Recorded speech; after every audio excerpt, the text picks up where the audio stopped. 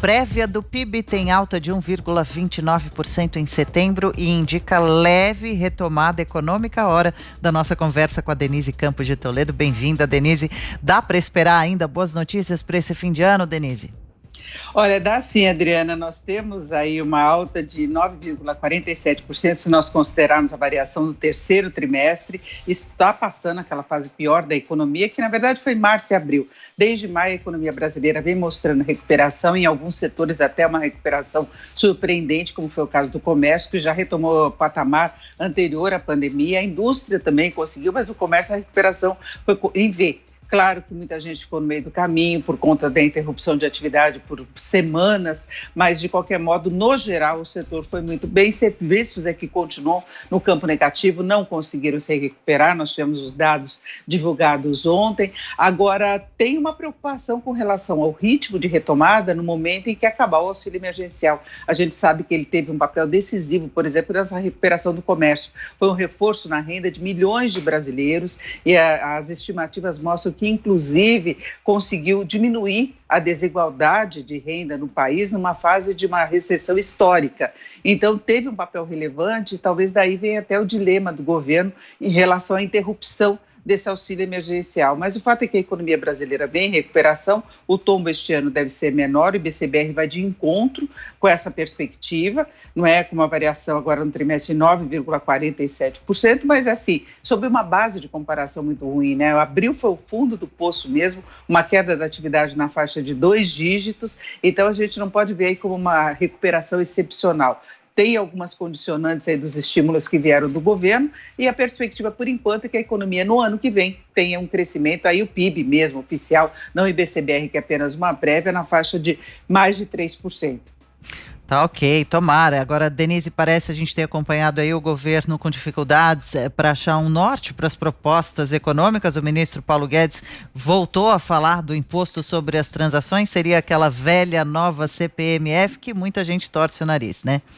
Exatamente, não é só isso, viu, Adriana? Ele deu várias declarações dessa semana que deixaram o mercado muito mais inseguro em relação ao que o governo pretende fazer efetivamente. Primeiro, ele trouxe segurança ao falar da possibilidade de hiperinflação, se não houver um gerenciamento adequado da dívida pública, que depende, por sua vez, do gerenciamento adequado das finanças públicas, né? Então, trouxe mais incertezas. Depois, eles falaram que o Renda Cidadã, Renda Brasil, ficaria de lado, né, que eles poderiam avançar com a agenda logo depois agora do primeiro turno das eleições. A gente sabe que na pauta, por exemplo, da semana que vem, estão outras questões, como a de cabotagem e não das medidas relacionadas às contas públicas. Isso seria retomado só depois do segundo turno das eleições, então num tempo muito curto. E fora isso, a gente continua vendo essas idas e vindas. A gente teve uma trégua, exatamente porque a pauta parou, em função da expectativa da realização das eleições, mas agora eles começaram a falar e não tem muita coerência, direcionamento. Então, acaba com Renda Cidadã,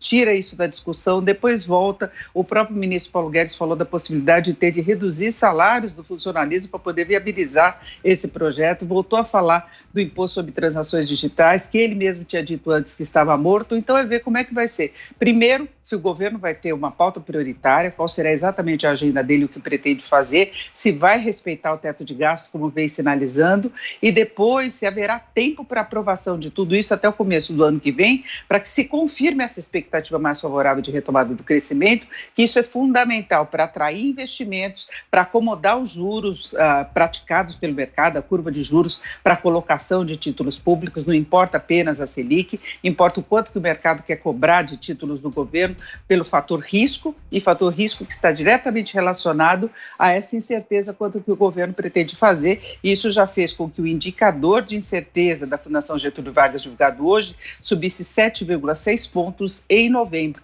Inverteu o movimento dos meses anteriores, que era de uma melhora desse fator de incerteza, e está relacionado tanto ao equilíbrio das contas públicas como à incerteza em relação à pandemia, não é? Tá difícil acompanhar, hein? E nessa quinta-feira, Denise, para a gente encerrar, o mercado foi ruim no Brasil e no exterior. Como finaliza a semana? Como fica essa sexta? Olha, um pouco melhor, o mercado ainda com movimento incerto no exterior. Ontem pesou muito a questão da pandemia, não é? Porque os números estão piorando demais e com muita rapidez, tanto na Europa como nos Estados Unidos. Fica a expectativa de algum fechamento de atividade adicional e o que já está ocorrendo já pode produzir números piores. Agora, hoje o mercado está mais animado com novas indicações nos Estados Unidos de vitória mesmo de Biden, sem dar muita margem para contestação de Trump. Deve ser confirmada a vitória dele, inclusive a China hoje reconheceu, e a partir do momento que Trump reconheça que ele foi derrotado, talvez ande aquele pacote de estímulo nos Estados Unidos, que é importante para alavancar a economia americana em meio à pandemia, que eles também estão sofrendo a segunda onda. Então isso traz um certo ânimo para o mercado, mas a gente vê bolsas em alta, bolsas em queda. Na China pesaram as medidas tomadas nos Estados Unidos contra determinadas empresas, ainda continua aquela guerra comercial, envolvendo também o 5G. Então tem uma situação de embate entre os dois países, mas a China reconheceu a vitória de Biden, e com Biden a conversa pode ser um pouco diferente. Não que eles vão chegar no entendimento total, não se trata disso, mas o tom da conversa pode ser um pouco diferente. E aqui no Brasil nós temos o dólar na abertura em queda de 0,23%, a cotação de venda do comercial está em R$ 5,46. Ok, Denise Campos de Toledo e as informações da economia. Valeu, Denise, boa sexta.